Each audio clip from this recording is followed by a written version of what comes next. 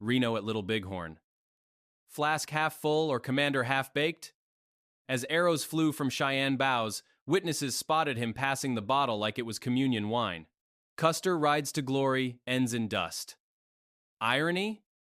The Army cleared Reno, but history's hangover lingers. Pro tip: next time, hydrate with water before battling the Sioux. The debate over Major Marcus Reno's sobriety at the Battle of Little Bighorn has simmered for nearly 150 years, a ghost haunting the plains where George Armstrong Custer met his end. Partisans of Custer, those loyal to the flamboyant general's memory, insist Reno's alleged drunkenness doomed the 7th Cavalry, turning a potential victory against the Lakota and Cheyenne into a slaughter. Evidence remains tangled, like boot prints in muddy riverbanks, with accounts pulling in opposite directions. Captain Edward S. Godfrey noted Reno carried a half-gallon keg of whiskey on the pack train, a detail that fueled suspicions. Yet, in an era where alcohol flowed as freely as orders, was this keg a smoking gun or just standard issue? Historians sift through letters and testimonies, finding no clear proof Reno's habits crippled his command that day. But the question lingers, a bitter aftertaste in America's frontier lore. Think of it as the 19th century equivalent of a corporate scandal, where one man's flask becomes the scapegoat for systemic failures. Heavy drinking defined life in the frontier army, a ritual as routine as saddling up at dawn. Soldiers believed liquor nourished the body, sparked digestion, and soothed frayed nerves after endless patrols across hostile territories. Food rations often arrived greasy, salted beyond recognition, or rancid from poor storage, forcing men to wash it down with whatever burned the taste away. Whiskey wasn't a vice, but a necessity, rationed out in daily doses to keep morale from crumbling under the weight of isolation and danger. Records from forts like Scott show commanders occasionally banned beer sales, but enforcement was spotty, more suggestion than iron rule. In this harsh world, alcohol bridged the gap between survival and sanity, much like how modern troops might lean on energy drinks during endless deployments. The frontier wasn't a temperance meeting, it was a pressure cooker where a swig could mean the difference between facing Apache raids or deserting into the unknown. Alcohol doubled as medicine in the Army's rudimentary healthcare, a holdover from the Civil War's bloody fields. Surgeons prescribed whiskey, brandy, and other spirits to combat ailments from dysentery to battlefield shock, viewing them as stimulants for weakened systems. Union and Confederate doctors alike distributed these remedies liberally, often mixing them with quinine for malaria or using them to numb pain before amputations. Patent medicines, essentially flavored booze, filled sutlers' shelves at outposts, promising cures for everything from rheumatism to homesickness. This practice persisted into the Indian Wars, where isolation amplified its role. Irony bites hard here. The same substance blamed for Reno's supposed lapses saved lives in field hospitals, a dual-edged sword in an age before antibiotics. It's like handing out coffee to pilots today, essential fuel until it becomes a crutch. Reno drank, no denying it, but he stood among a crowd of officers nursing the bottle in the 7th Cavalry, including whispers about Custer himself.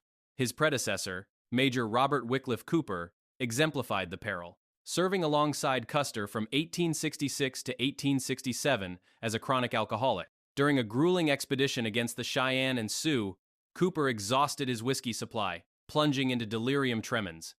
On the 8th of June, 1867, near Medicine Lake Creek, he shot himself in a fit of withdrawal, his suicide rippling through the ranks. Custer lamented the loss in letters, calling Cooper capable but undone by intemperance, a stark warning ignored in the rush of campaigns. Other officers followed similar paths, their careers derailed by the bottle, yet the Army turned a blind eye when victories piled up. Reno's case mirrored this norm, his keg just one more in the pack train's load. Before Little Bighorn, Reno's drinking never drew fire for impairing his duties, a fact buried under later accusations. Court records and peer accounts paint him as functional, leading charges and drills without stumble. The frontier demanded resilience, and Reno delivered, from Civil War skirmishes to patrols that tested men's limits. Critics later amplified the keg story to fit narratives of betrayal, but contemporaries saw no red flags. This oversight speaks volumes about the Army's culture, where alcohol lubricated the machinery of empire until it jammed at the worst moment. In hindsight, it's a dark comedy. Equip men with whiskey for courage, then blame it when plans shatter against Lakota resolve. The 25th of June, 1876, dawned hot and dusty along the Little Bighorn River, where the 7th Cavalry split into battalions under George Armstrong Custer's ambitious plan to encircle a massive Lakota and Cheyenne encampment. Major Marcus Reno, commanding 3 companies, received orders to cross the river and charge the southern end of the village, expecting support that never materialized. As Reno's men forded the water around noon, the air thickened with tension, scouts' warnings of overwhelming numbers dismissed in the rush. This moment, frozen in survivors' memories, birthed the first whispers of Reno's sobriety, or lack thereof, amid the chaos of gunfire and war cries. Private William O. Taylor, riding in Company A, glanced back during the advance and caught a glimpse that would haunt debates for generations. Reno, bottle in hand, as if toasting the fray. In a frontier where whiskey often blurred the line between courage and recklessness, this sighting added fuel to accusations that Reno's judgment faltered not from fear, but from the flask. Historians pore over such details, noting how the Army's culture normalized liquor, yet pinned blame on individuals when battles turned sour, a convenient scapegoat for broader tactical blunders. Taylor's account, detailed in later recollections, painted the scene vividly without overt judgment, emphasizing the odd normalcy of it all. As Reno and Lieutenant Benjamin Hodgson rode side by side, trailing Taylor's company by a short distance, the major lowered a cork flask from his lips, its amber contents sloshing at half or two-thirds full. He passed it to Hodgson, a casual exchange amid the thunder of hooves and distant whoops from the village. Taylor noted nothing strange in the act itself, given the era's habits, but the circumstances etched it indelibly in his mind, like a still frame from a doomed campaign. This wasn't a hidden swig in camp.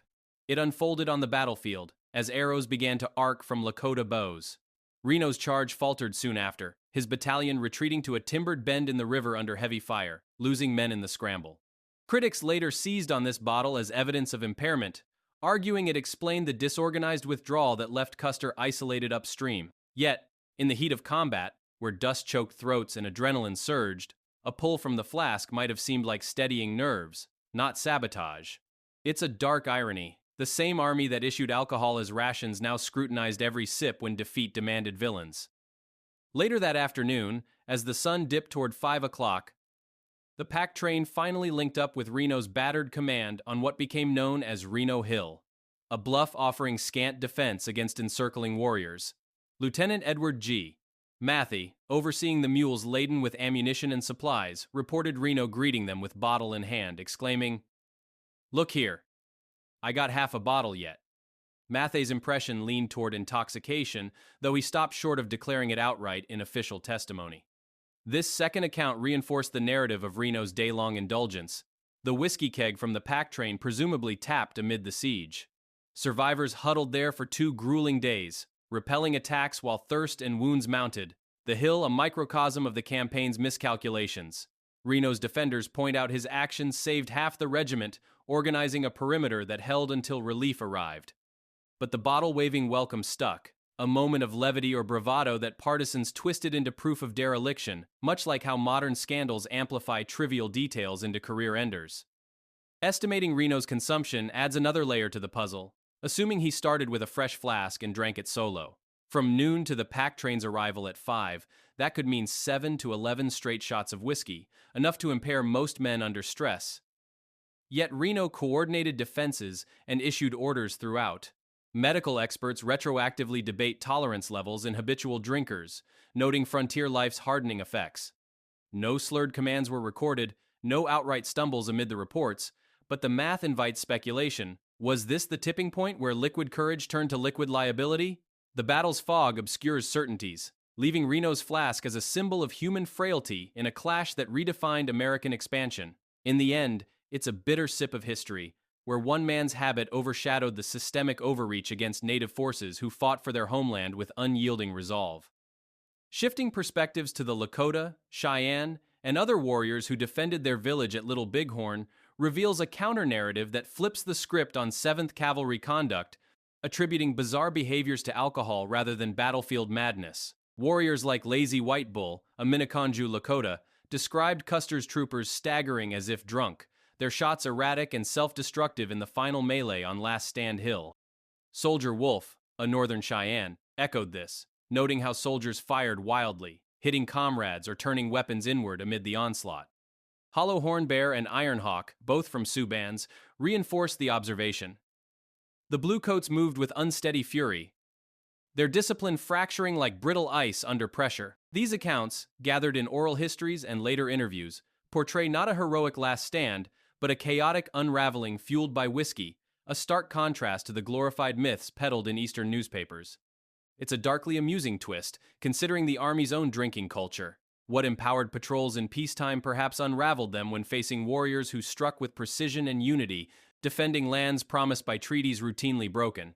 These native testimonies explain the soldiers' self-inflicted carnage as the haze of intoxication, where panic amplified by liquor led to friendly fire and suicides rather than focused resistance. Lazy White Bull recounted troopers becoming crazy, shooting each other or themselves instead of the encircling enemies, attributing it to the disorienting effects of drink under fire. Ironhawk described scenes of Bluecoats reeling, their carbines discharging haphazardly as warriors closed in with clubs and lances. This wasn't mere exaggeration.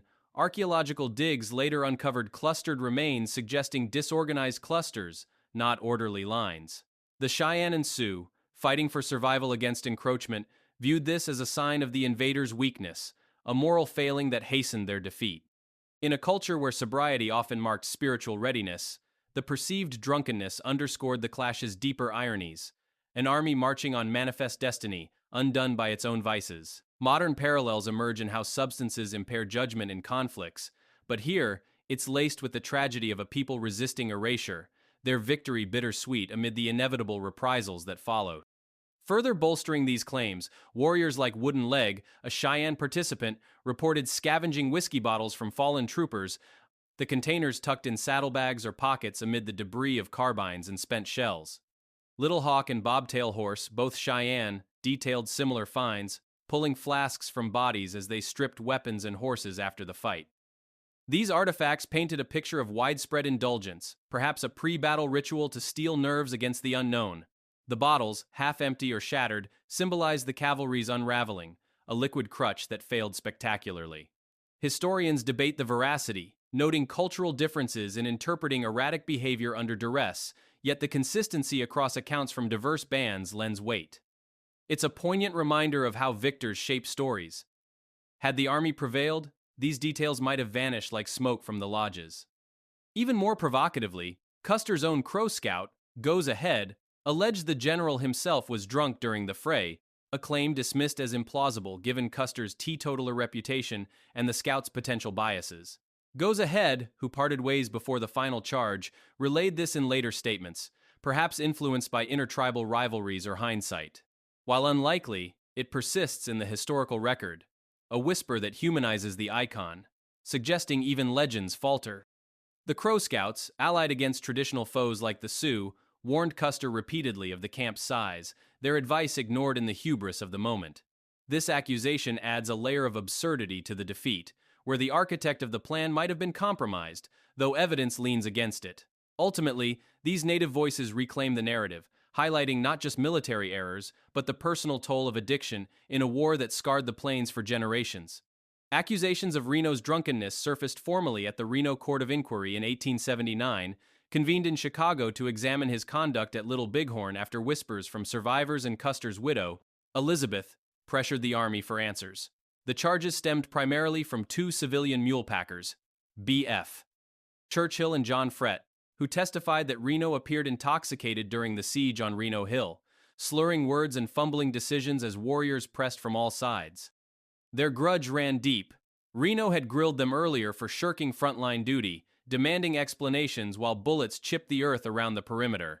Churchill claimed Reno reeked of whiskey, his eyes glazed during critical moments, while Frett described erratic behavior unfit for command.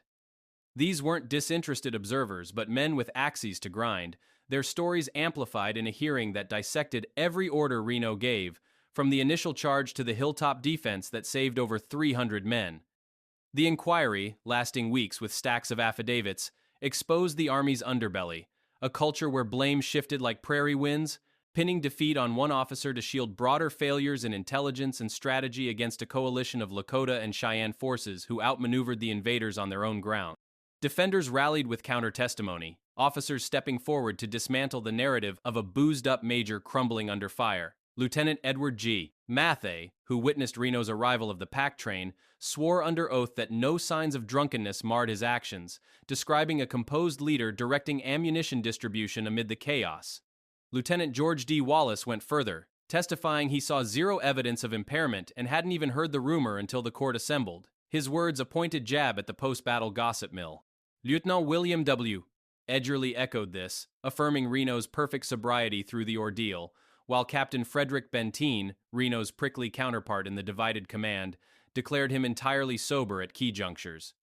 These accounts painted Reno not as a liability, but as a steady hand in a storm, organizing skirmish lines and rationing water as thirst clawed at the besieged. Custer loyalists dismissed it all as an army whitewash, a conspiracy to bury the truth and protect ranks from scrutiny, much like how modern institutions circle wagons around their own.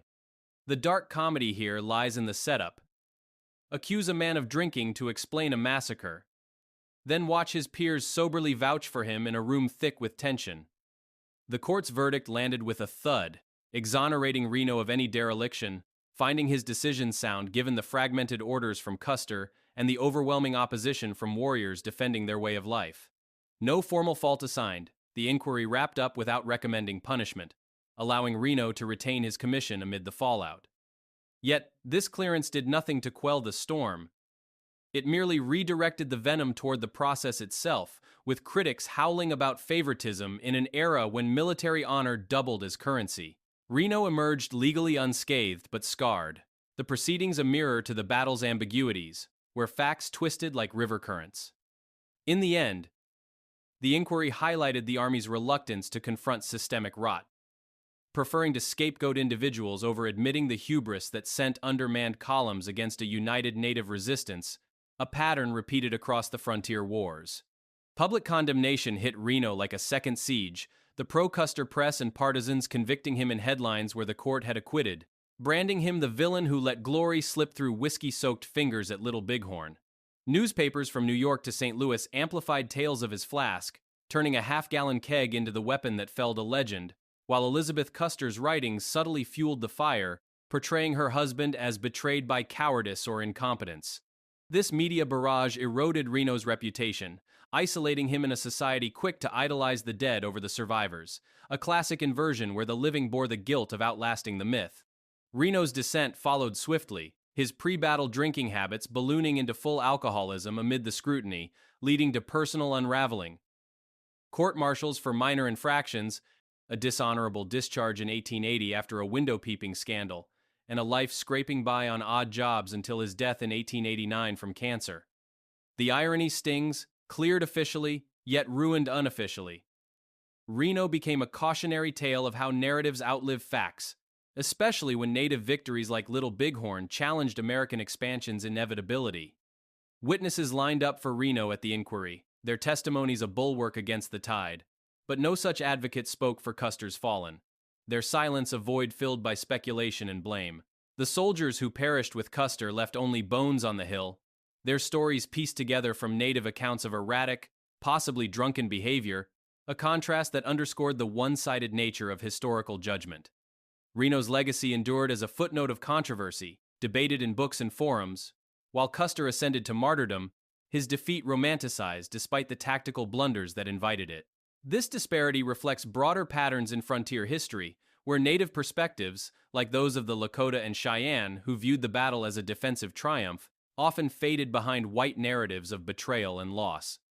The long shadow of Little Bighorn warped perceptions of military leadership, influencing how the Army approached subsequent campaigns against native peoples, tightening discipline while ignoring deeper issues like cultural misunderstandings and broken treaties. Reno's story serves as a reminder that history favors the dramatic over the dutiful. His survival, a curse in a nation hungry for heroes, even flawed ones. Reno's whiskey whispers echoed through Little Bighorn's dust, clearing him in court but convicting him in headlines, sealing Custer's mythic end. History's hangover. One man's flask overshadowed a nation's overreach against Lakota resolve. Hit subscribe on Native Legends and History Stories for more unflinching tales, and drop your take below.